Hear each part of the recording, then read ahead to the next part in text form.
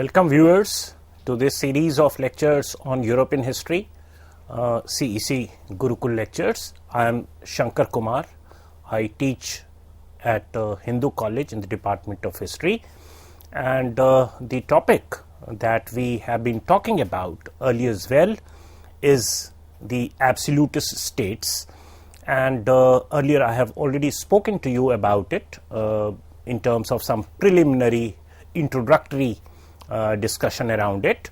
The timeline, of course, happens to be around 16th, 17th century Europe, and I have spoken to you about the backdrop of the Middle Ages, in front of which, or at the dissolution of it, or you can say just at the point of the breakdown of the Middle Ages, we have a series of events or movements characterizing the 16th century Europe, and therefore 16th century Europe is unique in several ways.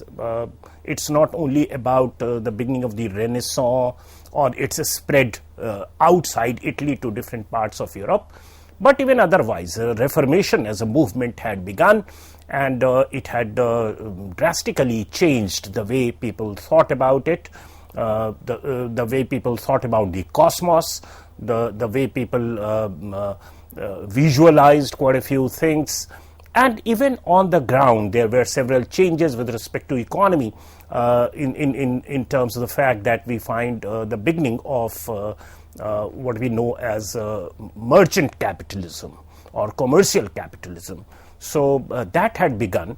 The Middle Ages, feudal times, was under stress on account of emergence of towns, cities, overseas trade. You have overseas empires being created by Portugal, Spain, and several countries bordering the Mediterranean Sea. And by the middle of the 16th century, you find the fulcrum shifting to the Atlantic coast. So you have Holland and England emerging as major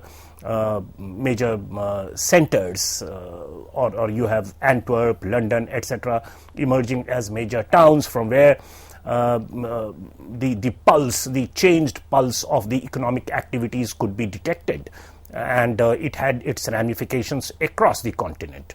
The merchant houses, the banking houses, entrepreneurs, they were all thronging to these areas, and alongside you had several technological changes with respect to the printing press, spread of printing press and so forth. That had fundamentally changed the way people communicated, and it had increased the network of people who could be informed of a particular idea and so forth. So in that backdrop, you have a new phenomena that we usually attribute as absolutist state. And when we say that, we actually hint at the emergence of political powers or political monarchies that were so far there, all right, but there were several other agencies like the church itself, the feudal lords, and several other constraints were there to the unbridled kind of an exercise of political reach of the monarchy or monarchies in Europe. But by around this time, say 17th century, towards the last quarter of 16th century and 17th century, we find that from different parts of Europe, there is some kind of a reassertion, political reassertion of the monarchy in these changed circumstances. Even during the Reformation, there was some kind of a leveraging done by these monarchs to stretch or to penetrate their political reach to areas, to segments where there was a lot of resistance till around this point of time. And that is referred to in historiography as the emergence of the absolutist monarchies. We will subsequently see about the timing of or the timeline of this emergence of absolutist states in Europe, and we will try to do some assessment of it. But for the moment, what we are doing in this particular lecture is essentially looking at the historiography, the different ways in which scholars or historians have looked at this particular phenomena. For example, you can see on your screen that you have Marxist scholars like Takahashi, Christopher Hill, Eric Molnar.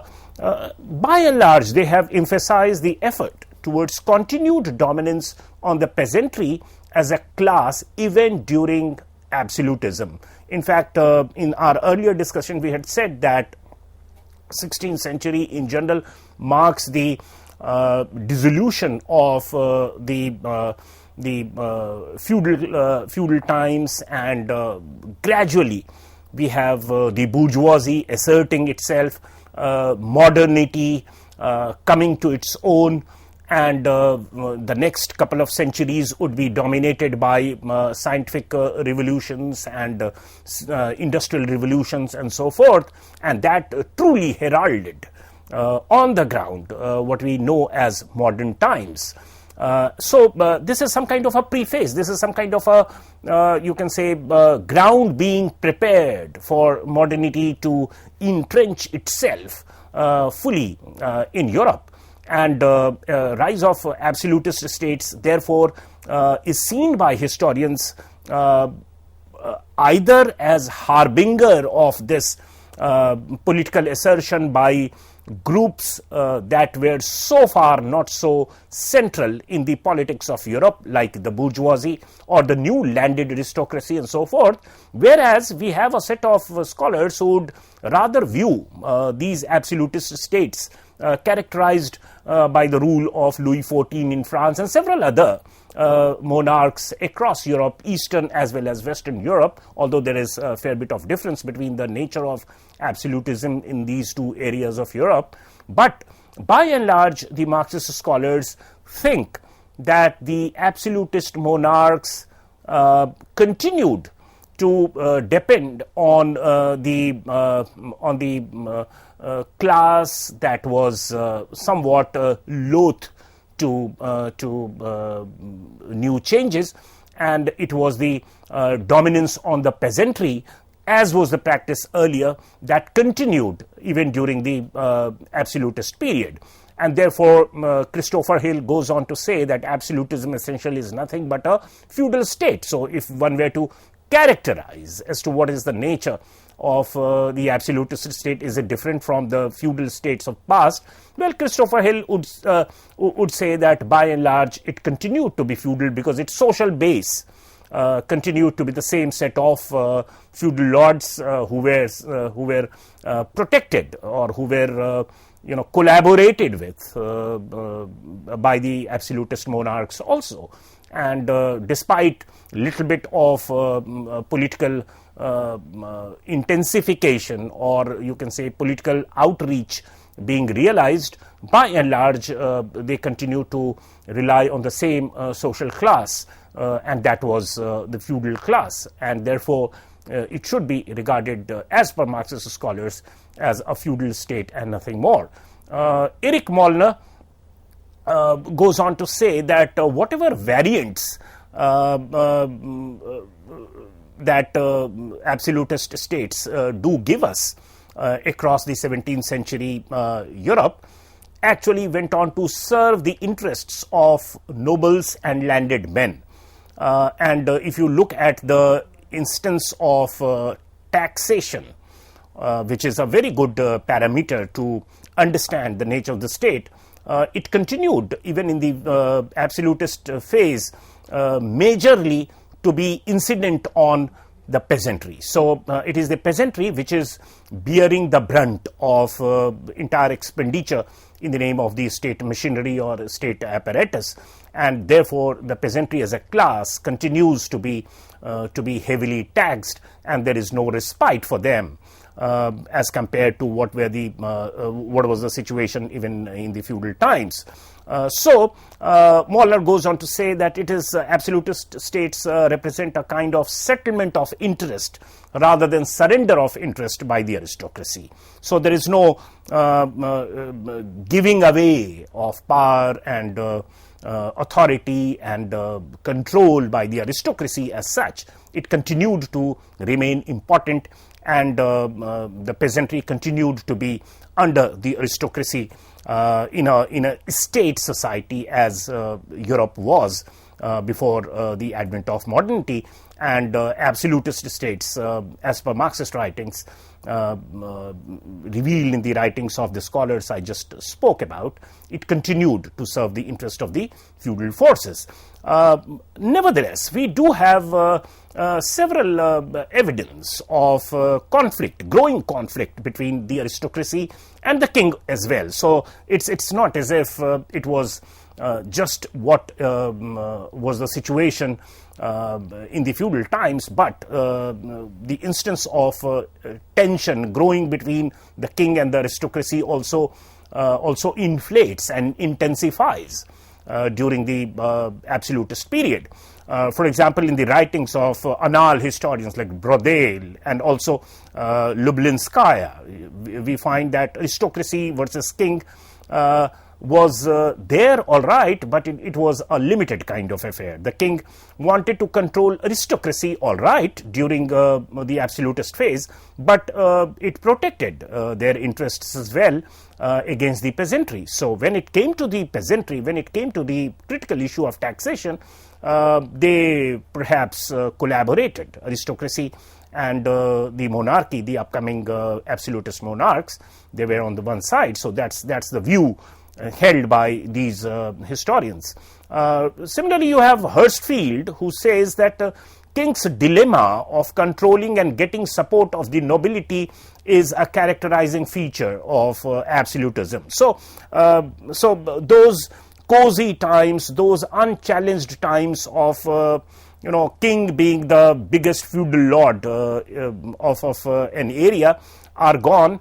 And there are new social groups emerging. They are having money, they can pay, they are earning profits through commercial enterprise, through entrepreneurship, through adventurous activities, through little bit of commercialization of agriculture and so forth. We know of the putting out system or the enclosure movement in England happening around this point of time, which was getting more profit for the farmers without any corresponding dislocation of the site of production. So there is more of capital getting deployed in agricultural activity also, and there are some sections of aristocracy who are very much into it, who are the new landed aristocracy, so to say.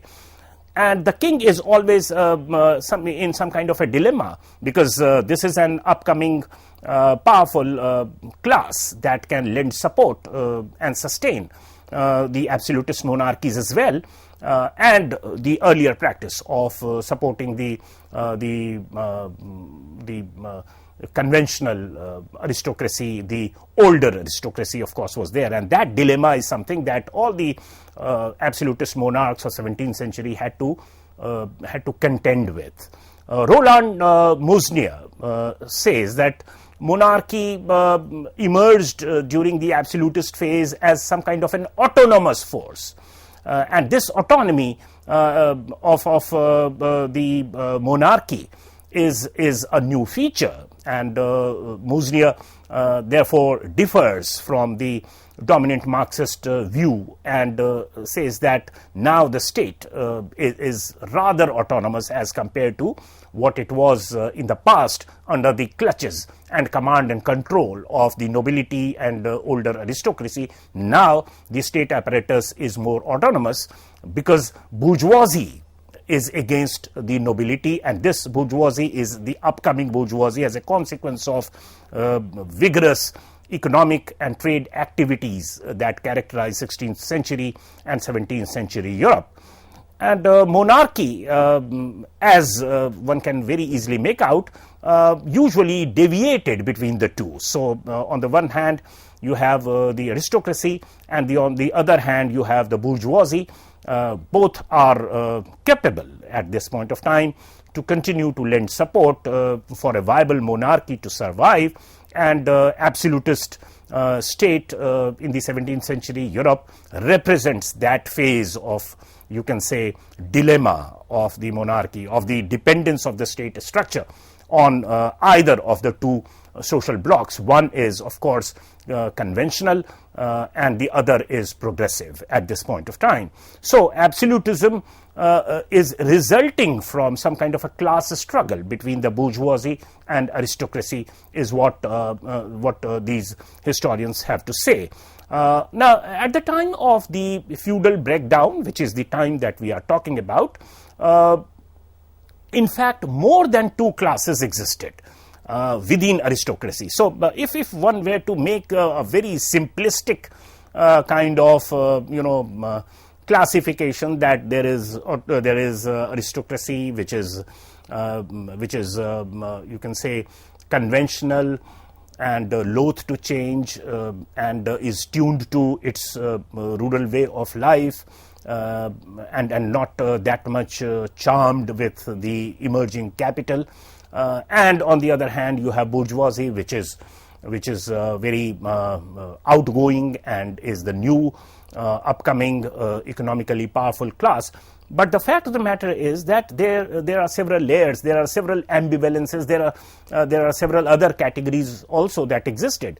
In fact, the feudal aristocracy was somewhat against the king, and it is the new landed aristocracy and also bourgeoisie of all kinds that lent a critical support to the absolutist monarchies. And although the experience would vary with regions, but that is what largely could give or portray or reveal the nature of absolutist monarchies in different parts of Europe. Therefore, the king relied on landed aristocracy because, of course, that was already established for them, for monarchies. That's the way they had been existing in the past. But they also lost no opportunity in attacking the parts of aristocracy. This was because now they have sensed that there is or there are several other classes that can pose challenge to the exclusive dominance of aristocracy as the only social base of monarchy. So there is some kind of a plurality, there is some kind of a, you can say, choice that the monarchy has, and the monarchy is trying to play one with the other. And therefore, while they relied on the landed aristocracy, but whenever they got opportunities, they did lose no opportunity in attacking the power of aristocracy. At places, the traditional aristocracy was replaced by new landed aristocracy also. So this difference of experience is something that will vary according to regions, and that we will discuss in some other moment, some other lecture that we will have, where we will talk about different countries or different monarchies resorting to different ways on account of the existential political situation. For example, the Eastern European absolutist states did rely on the conventional class of landed aristocracy more, to the extent that it went on to intensify and further entrench the spirit of serfdom, whereas in the West it led to dissolution of serfdom, dissolution of feudalism, and emergence of capitalist societies. And so it could reorganize, it could become an agency of reorganizing the social structure and economic underpinning of the times. So the point that we were talking about, that monarchies, despite depending on the landed aristocracy, left no opportunity to even attack the powers of the aristocracy. This would mean that the traditional power of maintaining armed retinues of the aristocracy was taken off in several regions. Even in Eastern Europe, you find that the absolutist monarchy is bargaining quite a few things with the aristocracy. It is taking away some powers and allowing its economic exploitation by aristocracy of the peasantry to some extent, but at the same time it entrenches itself or its state's apparatus deeper into several regions and segments of society. So that's how it is happening. Establishment of bureaucracy, as one would understand, this is a very good indicator of how deep entrenched the tentacles of state system, which is a characteristic feature of absolutist state, how deep within society and economy you have the state bureaucracy. So the spread of the absolutist state bureaucracy also weakened the traditional nobility, because traditional nobility were imbued with some legal powers, power of maintaining their own armies, their jurisdiction powers and so forth. All those were cut into by the gradual spread and entrenchment of absolutist state apparatus. Absolutist monarchs also depended on church, and that is something that is interesting, because that would depend on which country, on which area of Europe we are talking about. For example, if you look at France, Spain and so forth, Catholicism continued in these areas, whereas in states like England and so forth, there is more emphasis on Protestantism, and Protestantism has replaced Catholicism, and there is a corresponding strengthening of the state system, and absolutist monarchies are gaining more power. But in absolutist monarchies in France and Spain and so forth, you will find that there is fair degree of dependence of, or the ties with the church, papal church, were not entirely severed with. So it continued. And in case of France, we all know that it was only during the French Revolution that they completely severed their relation with church, and they completely redefined and redesigned modes of worshipping even during the revolution. But the sheer fact that monarchies relied or continued to depend on church goes on to give a different character, different regional character to absolutist monarchies as well. In France, we also find that there is large scale peasant revolts against nobility, and king, as one can very easily make out, leveraged it to its advantage, to the advantage of the rising power of the absolutist states. And therefore Louis XIV and subsequent kings actually made France the classical case of absolutism. So all these things go on to give a different kind of understanding of absolutism, which is not entirely monolithic, but it varied depending on the regional attributes, and therefore you can see on your slide as concluding remark on of this lecture on nature of absolutism, one can say that absolutism resulted from feudal breakdown, all right, but where its social roots lay actually depended on the economic condition of the region. So the areas where bourgeoisie is strong, the areas where scientific revolution had taken its roots, the areas which were doing economically well in terms of new pursuits and new avenues of capital formation, those areas certainly the absolutist state veered more towards bourgeoisie, whereas in areas where these things had not impacted much, it continued to rely on the traditional social base. So eventually what do we find? That the West European absolutism becomes a little bit different from its Eastern counterpart in terms of the nature of the absolutist state. Thank you.